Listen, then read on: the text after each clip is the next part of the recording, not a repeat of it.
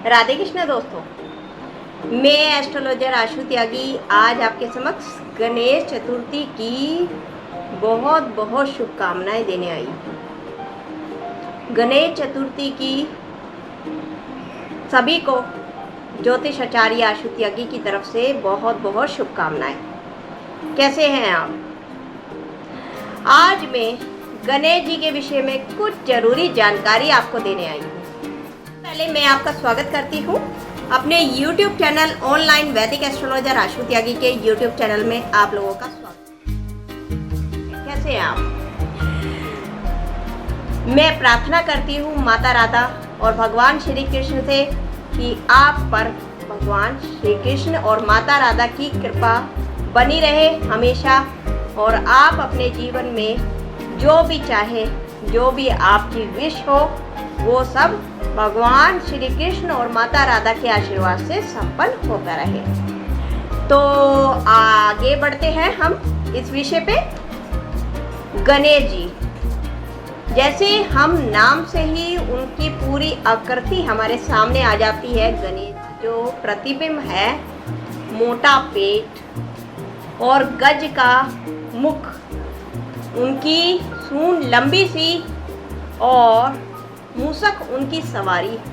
इतना बड़ा शरीर और छोटा सा मूसक उनकी सवारी है। एक हाथ में लड्डू है और एक हाथ में उनके सारे अस्त्र शस्त्र है।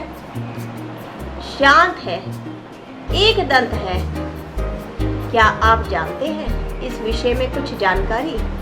सबसे पहले हम इस पौराणिक कथा के ऊपर ही जाते हैं, जो हमने बहुत सुनी हुई है। पौराणिक कथाएं, पौराणिक कथा में माता पार्वती, जो शिव पुराण में लिखा हुआ है, उसी के विषय में थोड़ी सी जानकारी दे देती हूँ। माता पार्वती ने जब पुत्र रूप में गणेश जी को पुत्र रूप में प्राप्त करने के लिए जो व्रत संपन्न किया, पुण्यक नामक उपवास, जो शिव पुराण में जो वर्णित है कथा, उसी को मैं थोड़ा सा दोहरा रही हूँ आपके लिए।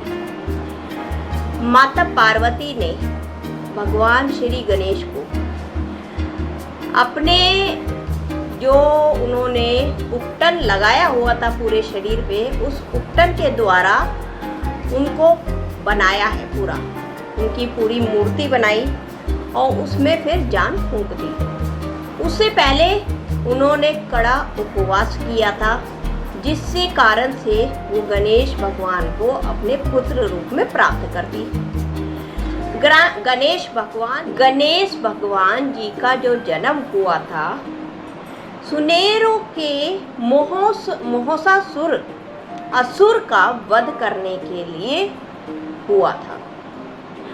जब सारे देवताओं के ऊपर उस असुर ने पूरा राज कर लिया था, तो गणेश भगवान का जन्म कराया गया था, जिन्होंने असुर नामक असुर का वध किया और सभी देवताओं को मुक्त कराया गया।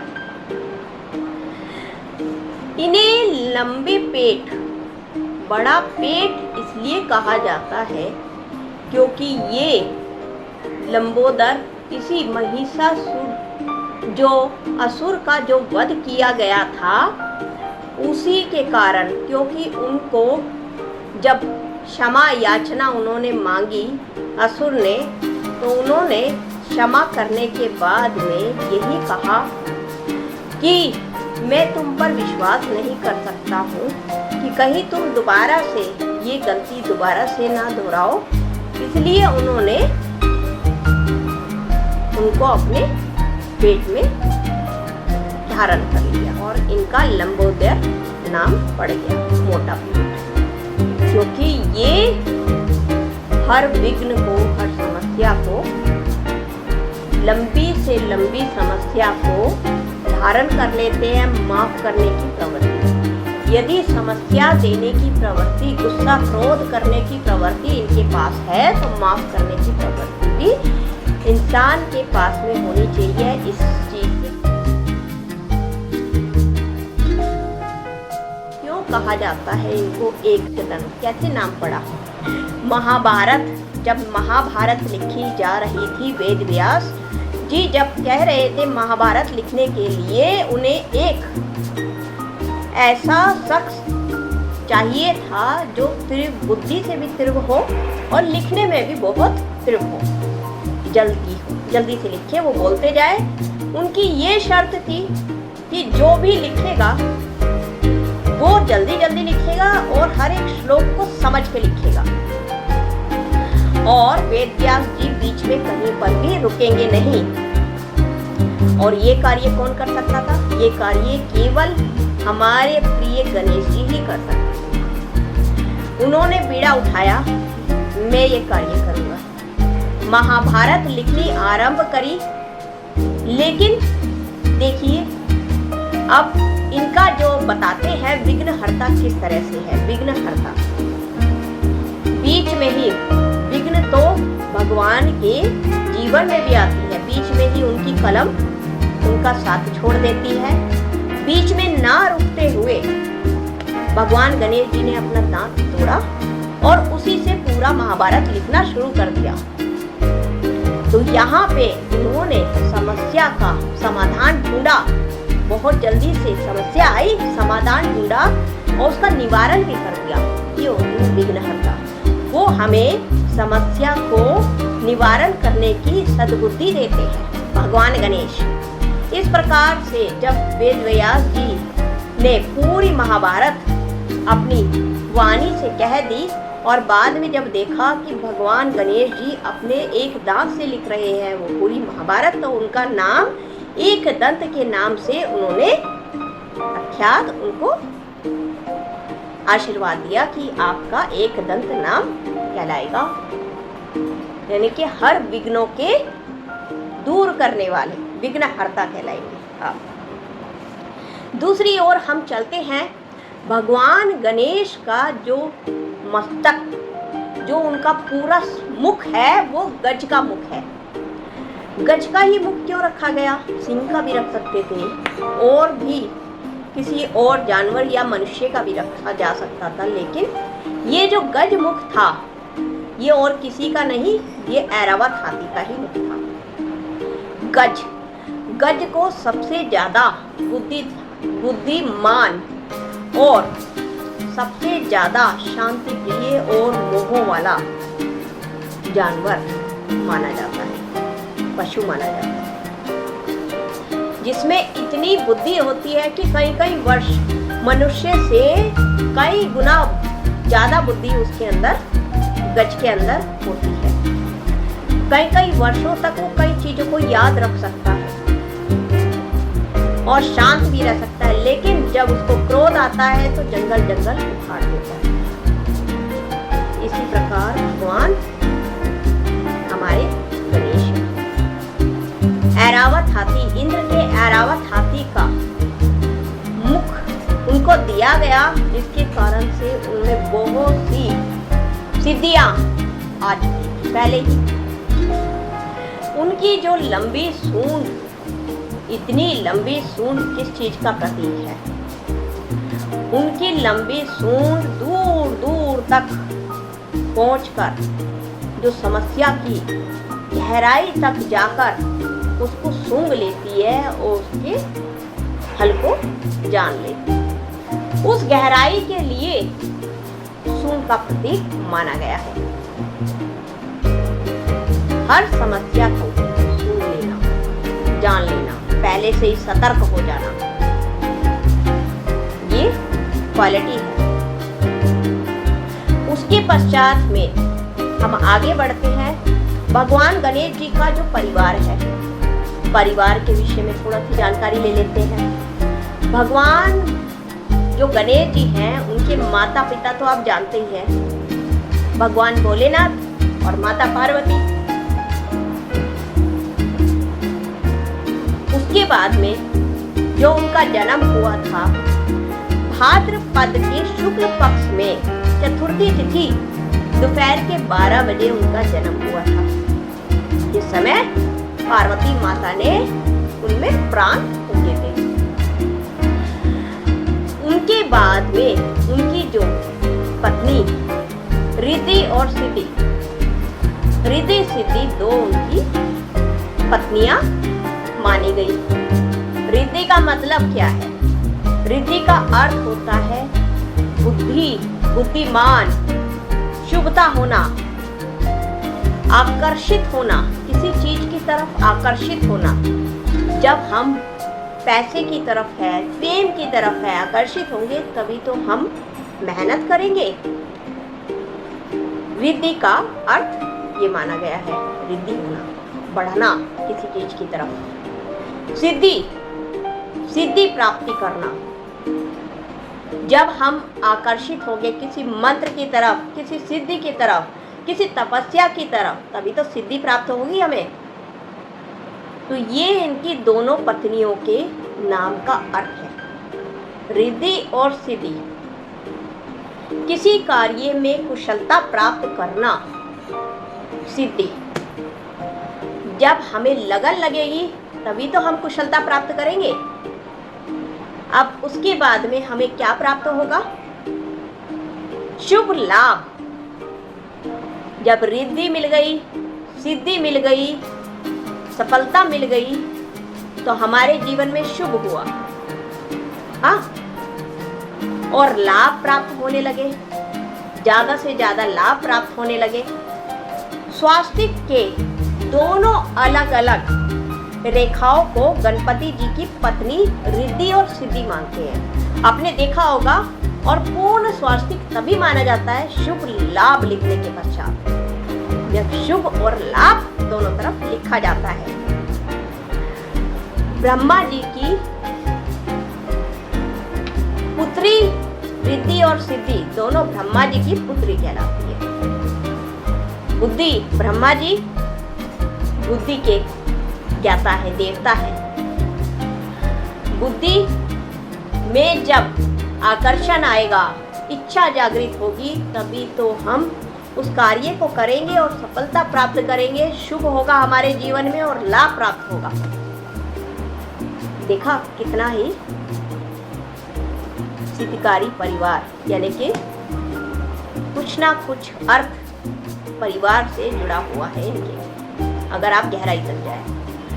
अब रिद्धि सिद्धि लाभ सब चीजें हमें प्राप्त होने लगी तो हमारा दिमाग काफी खराब हो जाता है। ये तो आपने सुना होगा कि दिमाग खराब हो जाता है यदि हमें जरूरत से ज्यादा कोई चीजें मिलने लगे बिना किसी फट। तो उसके लिए भगवान श्री गणेश जी ने माता संतोषी, जो उनकी पुत्री है, माता संतोषी का जन्म हुआ। शुभ लाभ की बहन, यानी कि संतोषी माता के नाम से ही प्रतीक हो जाता है संतोष है जिसके अंदर। संतोष रखना, चाहे थोड़ा भी मिला उसी में संतोष रख के जीवन को व्यतीत करना। आगे बढ़ते हैं। भगवान कार्तिकेय, उनके बड़े भाई भगवान कार्तिकेय, जो के कृतिका नक्षत्र के, जो के हमारे वैद्याचार्य हैं। ये तो मैं जानकारी दे चुकी हूँ नक्षत्रों में। उनके बड़े भाई हैं। अब जो संतोषी माता है वो प्रेम का प्रतीक है, दुर्गा माता का अवतार है संतोषी माता। तो ये जानकारी तो आपको समझ आ गई। अब आगे हम बढ़ते हैं कि जो भगवान गणेश जी का मस्तक जो कटा था तो उसका क्या हुआ, क्या आप सोच सकते हैं?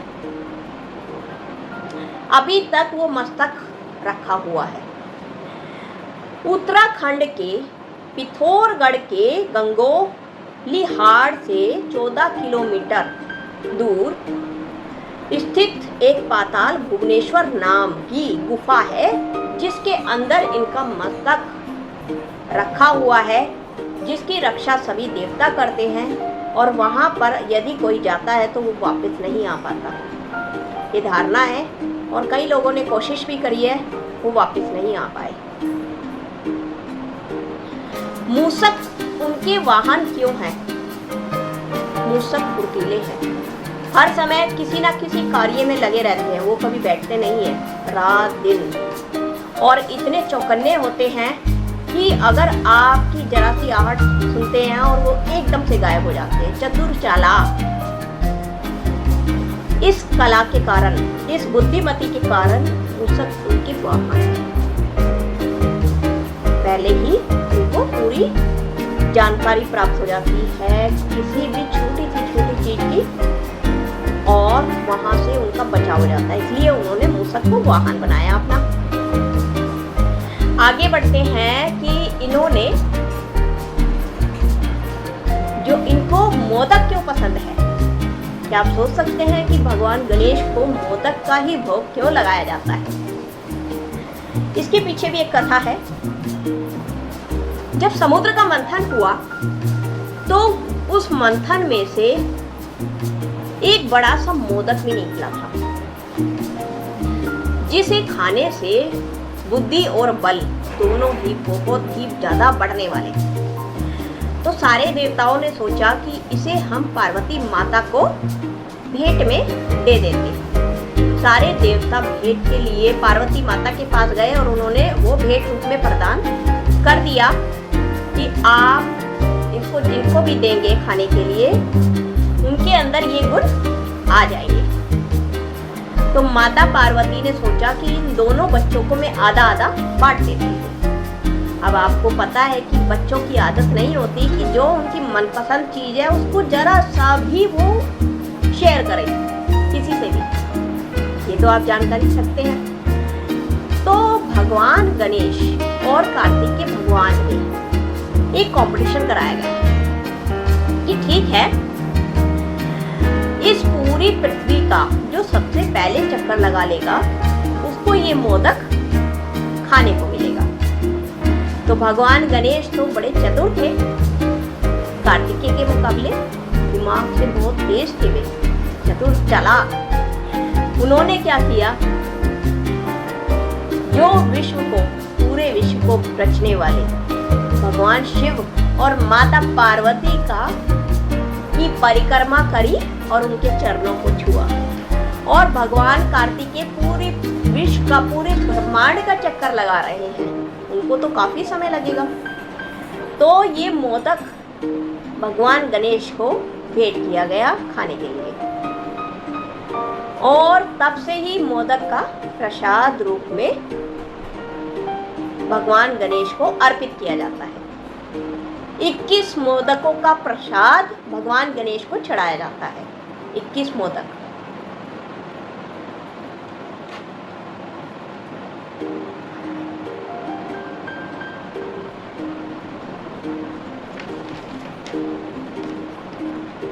आगे बढ़ते हैं हम। अब ज्योतिष से अगर हम जुड़े हुए हैं तो ज्योतिष के रूप में भी जानकारी ले लेते हैं कि भगवान गणेश का ज्योतिष के रूप में क्या तात्पर्य माना जाता है। केतु ग्रह के साथ भगवान गणेश को जोड़ा गया है। छाया ग्रह है, राहु और केतु छाया ग्रह है। केतु सर है और राहु धड़ है। केतु आध्यात्मिक है,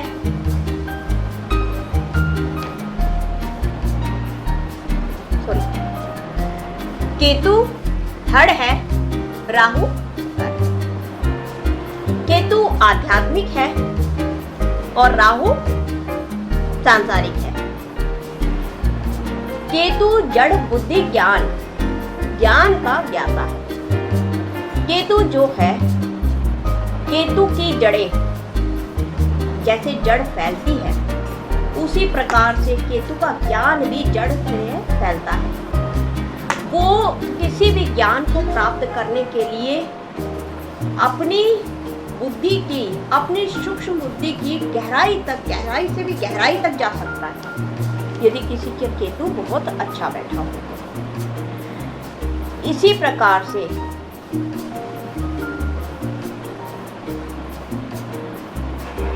गणेश भगवान जो बुद्धि के दाता हैं, बुद्धि के देवता हैं, उनको केतु से जोड़ा गया है। क्योंकि जब हम पूरी ज्ञान को प्राप्त कर लेंगे, आध्यात्मिकता की तरफ सूक्ष्म से सूक्ष्म चीज को जान लेंगे, तभी तो हम अपने इस जीवन से मुक्ति प्राप्त कर सकेंगे। इस चीज की जानकारी केवल केतु जी प्राप्त कराता है। तो यदि आपको मेरी ये वीडियो और ये जानकारी आपको पसंद आई हो तो इसे लाइक शेयर सब्सक्राइब जरूर कीजिएगा। और आगे भी मैं बताऊंगी, जब तक चलता है गणेश चतुर्थी का त्यौहार, गणेश जी जब तक रहेंगे आपके परिवार में तब तक कुछ ना कुछ नया लेकर आएंगे आपके लिए। आगे लेकर आएंगे पेड़ों में जो सीरीज हम चला रहे थे, तो उसमें हम बताएंगे दुर्वा घास कितनी है खास। तो यहीं पर हम अपनी वीडियो को समाप्त